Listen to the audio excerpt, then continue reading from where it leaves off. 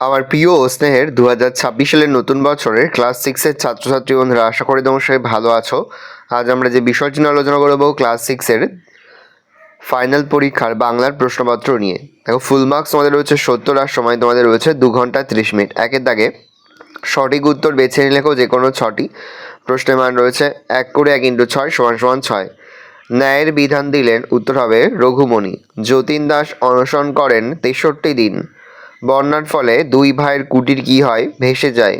কুলে কুলে দেখা যায় শ্যামল ধরণী। হাবুর বিপদ গল্পে হাবু কোন বেঞ্চে বসে? মাঝের বেঞ্চে।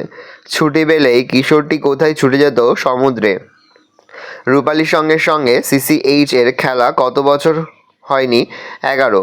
100 মিটারে সোনার মেডেল কে পেতে পারত? বিষ্টু। দুয়ের দাগে নিচের যে কোনো 6টি প্রশ্ন উত্তর দাও। 300 কোটি মিলিত কণ্ঠে ডাকে যখন আমার দেশ, কার 300 কোটি সন্তান? ভারত মাতার 300 কোটি সন্তান। যতীন দাস কোথায় জন্মগ্রহণ করেছিলেন? যতীন দাস উত্তর কলকাতার শিকদার বাগান অঞ্চলে মামার বাড়িতে জন্মগ্রহণ করেছিলেন। মোরা দুই সহোদর ভাই কবিতায় সহোদর কারা? মোরা দুই সহোদর ভাই কবিতায় সহোদর হলো হিন্দু ও মুসলমান ধর্মাবলম্বী মানুষ। মনে ভাবি কত প্রেম আছে তারে ঘিরে। কাকে ঘিরে আছে? নদীর তীরে অবস্থিত ছায়াময় গ্রামগুলিকে ঘিরে অনেক প্রেম আছে। সুধীরবাবুর কপালে ভাঁজ কিসের চিহ্ন? সুধীরবাবুর কপালের ভাঁজ অসন্তোষের চিহ্ন। কিশোরের মন লাগে না কিসে? খেলাধুলো করতে কিশোরের মন লাগে না। রূপালীর সঙ্গে সঙ্গে কাদের খেলা হয়েছিল? রূপালীর সঙ্গে সঙ্গে CCH দলের খেলা হয়েছিল। নট আউট শব্দটি কোন খেলার সঙ্গে যুক্ত? নট আউট শব্দটি ক্রিকেট খেলার সঙ্গে যুক্ত। তিনের দাগে নিচের প্রশ্নগুলির সংক্ষিপ্ত উত্তর দাও। যে কোনো 4টি প্রশ্নের মান 2 করে 2 × 4 = 8। 1939 খ্রিস্টাব্দের 13ই জুলাই অনশন শুরু হয় কেন?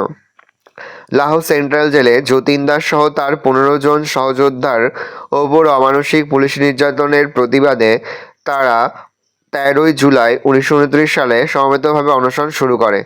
এক বৃন্তে দুটি কুসুমের অর্থ কী? উদ্ধৃতাংশটির অর্থ হলো একটি বোটায় দুটি ফুল। তবে কবি এখানে ভারতে অবস্থিত হিন্দু ও মুসলমান দুটি সম্প্রদায়কে দুটি ফুল বলে গণ্য করেছেন। দুই জাতি ভাই সমান মোড়ে মড়ক এলে এর মধ্যে দিয়ে বক্তা কি ইঙ্গিত করেছেন? বক্তা এর মধ্যে দিয়ে বলেছেন, দেশে মড়ক বা মারণরোগ দেখা দিলে তার প্রভাব থেকে হিন্দু মুসলমান কেউ বাদ যায় না। অর্থাৎ মৃত্যু কখনো জাতি ধর্ম বর্ণ বিচার করে আসে না। পরের প্রশ্ন, হাবু শেষের দিকের বেঞ্চে বসতে চায় না কেন? সে শেষ পর্যন্ত কোথায় গিয়ে বসে? হাবু শেষের দিকের বেঞ্চে বসতে চায় না কারণ ওই বেঞ্চটির ওপরের শিক্ষক মহাশয়দের সর্বদা নজর থাকে। হাবুর ক্লাসে পড়া না করে স্কুলে আসায় সেদিন সে সিদ্ধান্ত নেয় যে মাঝামাঝি বেঞ্চে বসবে। কপালে থাকলে আর 5 জনের ভিড়ে মিশে হয়তো বা সে এবারের মতো রেহাই পেয়ে যেতে পারে। তাই হাবু 3য় বেঞ্চের এক কোণায় 3 কড়ির পাশে বসে পড়ে। এরপর বিষ্টু বল ডেলিভারি দিল। বল ডেলিভারির আগে বিষ্টু যা যা ঘটনা ঘটায় তা বিবৃত করো। বল ডেলিভারি দেওয়ার আগে বিষ্টু ননিদার টিপস অনুযায়ী বিভিন্ন ঘটনা ঘটিয়েছিল। বোলিং করার আগে বিষ্টু গুনে গুনে 26 কদম গিয়ে মাটিতে বুটের ডগা দিয়ে বোলিং মার্ক কাটলো। তারপর বল হাতে ছুটে বোলিং ক্রিজে পৌঁছানোর আগে আবার পিছু হটে গিয়ে গোল হয়ে ঘুরপাক খেতে শুরু করলো।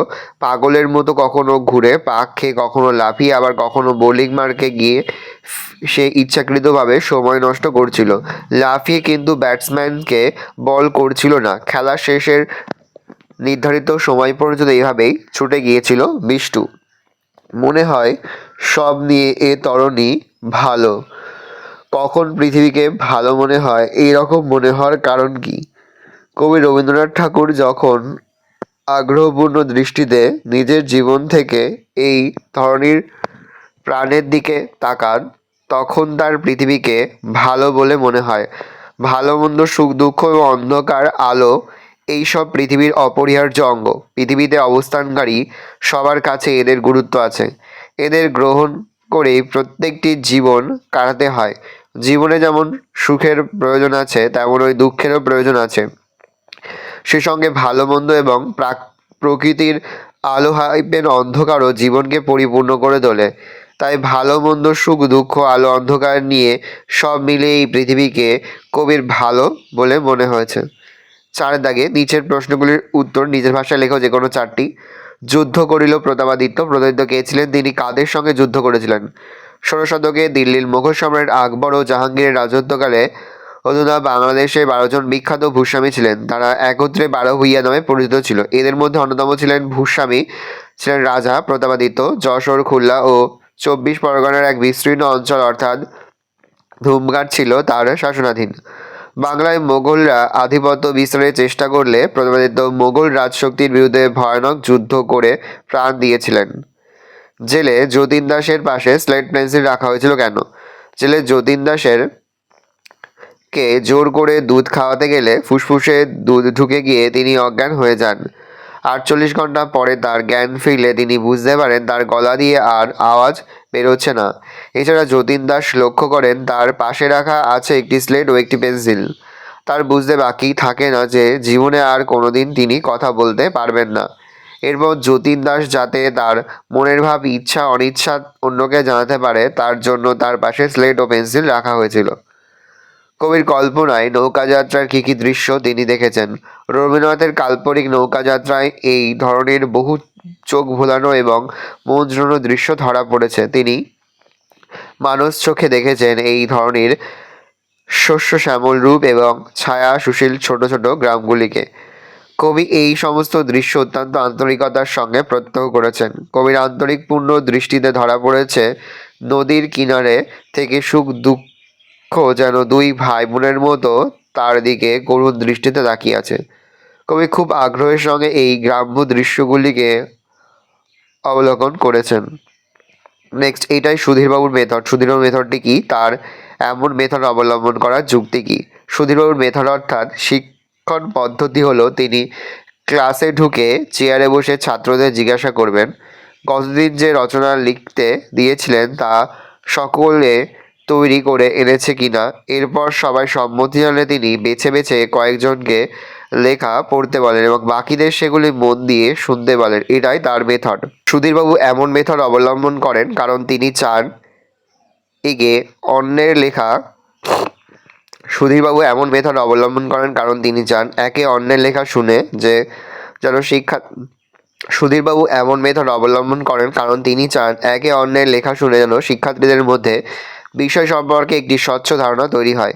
তিনি পরে সকলের খাতা বাড়িতে নিয়ে গিয়ে সংশোধন করে দেন, কিন্তু প্রত্যেকের লেখা যেহেতু প্রত্যেক পড়ার সুযোগ পায় না, তাই অন্তত ক্লাসে কয়েকটি রচনা শুনলে শিক্ষার্থীরা নিজের লেখার মান সম্পর্কে অনেকটা ধারণা লাভ করতে পারবে। এই উদ্দেশ্যেই তিনি এই ধরনের মেথড অবলম্বন বা প্রয়োগ করেন। ঝিনুকুরয় জ্ঞানের সাগর বেলায় অংশের তাৎপর্য ব্যাখ্যা করো। বিখ্যাত ছড়াকার আনন্দশঙ্কর রায়ের কিশোর বিজ্ঞানী কবিতায় বর্ণিত এক কিশোর অবকাশ পেলেই সমুদ্রের ধারে ছুটে গিয়ে নানা রঙের নকশা আঁকা ঝিনুক কুড়িয়ে বেড়াতো। সন্ধে হয়ে গেলেও বাড়ি ফেরার কথা তার মনে থাকতো না। তারপর পরিণত বয়সে সে ঝিনুকরূপী বিদ্যারত্নকে জ্ঞানের সাগরতত্ত্বের সন্ধান করতে থাকে। এই বিদ্যারত্নকে সে অবজ্ঞা ভরে মারিয়ে যায় না। তার পাওয়া এক একটি ঝিনুক যেন গঙ্গাসাগরের এক একটি মূল্যবান রত্নবিশেষ। তাই সেই রকম জ্ঞানরূপী ঝিনুককে জ্ঞানের সাগর তটে খুঁজে বেড়ায়। চটপট মঞ্জুর হয়ে গেল। কোন আবেদন মঞ্জুর হয়ে গেল? আবেদনকারী কে ছিলেন? তার এমন আবেদনের কারণ কি ছিল? সিসিএইচ দলের তরফ থেকে তারা আলোর অভাবের আবেদন মঞ্জুর হয়ে গেল। আবেদনকারী ছিলেন সিসিএইচ দলের ননিদা। রূপলী ব্যাটসম্যান জানালো যে বল ডেলিভারির মাঝে যদি খেলা শেষ করা না যায় তাহলে ওভারের মাঝখানেও খেলা শেষ করা যাবে না। ফলে শুরু হয় তর্কাতর্কি। ননিদা বুঝে যান বিষ্টুকে আরও 5টা বল করতে হলে রূপলী যেভাবেই হোক জেতার জন্য একটি রান করেই ফেলবে। তাই ননিদা দলকে পরাজয়ের হাত থেকে বাঁচাতে তাড়াতাড়ি আলোর অভাবের আবেদন করে বসেন। নেক্সট দেখো 5 দাগে রয়েছে নিচে যে কোনো 3টি প্রশ্নের মান রয়েছে 1 করে 1 × 3 = 3। হযবরল বর্ণিত হিজবিজের খুঁড়োর নাম কি? হিজবিজের খুঁড়োর নাম হচ্ছে তকায়। হযবরল বর্ণিত ছাগলের সেজমামা কিভাবে মারা গেল? ছাগলের সেজমামা 8খানা কুমিরে খেয়েছিল আর বাকি আধখানা মারা গেল। হর্ষবর্ধন বর্ণিত ব্যাকরণ সিংহের ডিগ্রি কি? ব্যাকরণ সিংহের ডিগ্রি বিএ খাদ্য বিশারদ। ন্যাড়ামাথায় বিপরীতে কীরকম লোক দেখা যায়? ন্যাড়ামাথার বিপরীতে জটাধারী লোক দেখা যায়।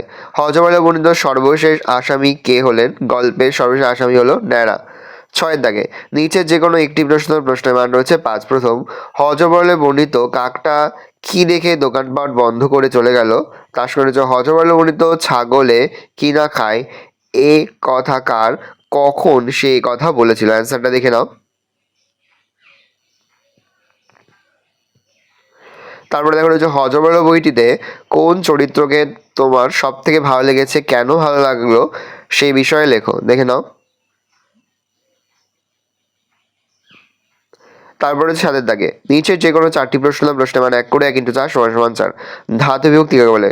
কাল ও পুরুষ ভেদে যে বর্ণ বা বর্ণসমষ্টির ধাতুর উত্তরে যুক্ত হয়ে ক্রিয়াপদ গঠন করে সেই বর্ণ বা বর্ণসমষ্টিকে ধাতু বিভক্তি বা ক্রিয়া বিভক্তি বলে। বাক্য কাকে বলে?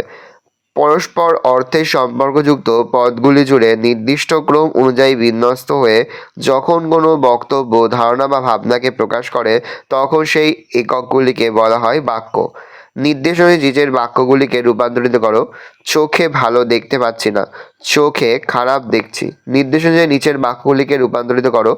রাতের ট্রেন ধরতে হলে তাড়াতাড়ি করো, রাতের ট্রেন ধরতে হলে দেরি করো না। নির্দেশ অনুযায়ী নিচের বাক্যগুলিকে রূপান্তরিত করো। দিনের খেলা শেষ হলো এবং সবাই খুশি মনে বাড়ি ফিরল। সরল বাক্যে সেদিনের খেলা শেষ হলে সবাই খুশি মনে বাড়ি ফিরল। নির্দেশ অনুযায়ী নিচের বাক্যগুলিকে রূপান্তরিত করো যৌগিক বাক্যে।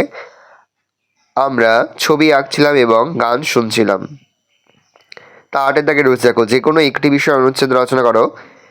একটি আদর্শ বিদ্যালয়, স্বামী বিবেকানন্দ, দৈনন্দিন জীবনে বিজ্ঞান, পরিবেশ দূষণ ও তার প্রতিকার, তোমার জীবনের লক্ষ্য। এই 5টি কিন্তু এবছরের জন্য ভীষণ গুরুত্বপূর্ণ। তারপরে দেখো যে কোনো একটি বিষয়ে পত্র রচনা করা। প্রশ্নের মান 6।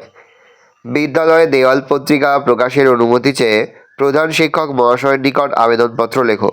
তারপরে দেখো রয়েছে রাস্তা সংস্কারের আবেদন জালে তোমার এলাকার পৌর প্রধান বা অঞ্চল প্রধানকে একখানি পত্র লেখো। 10 দাগে রয়েছে নিচের অনুচ্ছেদটি পড়ে পূর্ণ বাক্যে উত্তর দাও। প্রথমে তোমরা এটা পড়ে নেবে, যেভাবে তোমাদের প্যাসেজ দেওয়া ইংলিশে সেভাবে প্যাসেজ দেওয়া রয়েছে, এটা পড়ে নিই, তারপরে উত্তরগুলো শুরু করে দেখো। উত্তরটা দেখে নাও। অজয় নদীর রূপ দিয়ে কবিরা কি করেছে? কবিরা অজয় নদীর সর্বনাশ আর রূপ সম্বন্ধে কবিতায় আর গান লিখেছেন।